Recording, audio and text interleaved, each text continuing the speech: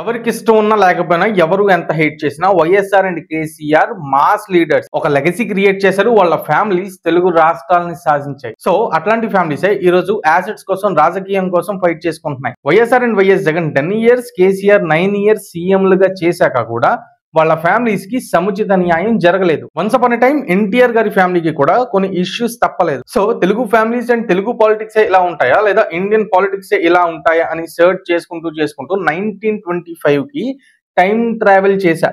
Indian history అలాంటిది. ND Tiwari ఎవరు, ఆయన కేసు ఏంటి, 4 times సీఎం గా 1 time గవర్నర్ గా చేశాక కూడా ఎలా ఫెయిల్ అయ్యాడు, అసలు ప్రైమ్ మినిస్టర్ ఎందుకు అవ్వలేదు, తివారీని వాళ్ళ ఓన్ వైఫ్ ఎందుకు చంపిందని ఫస్ట్ వీడియోలో ఎక్స్ప్లెయిన్ చేశాను. సో లింక్ డిస్క్రిప్షన్ అండ్ బయోలో ఉంటుంది, చూడకపోతే చూసేయండి లేదా ఈ వీడియో అర్థం కాదు. So as a continuation Shekhar Tiwari 2019 లో చనిపోయాడు. సారీ చంపబడ్డాడు.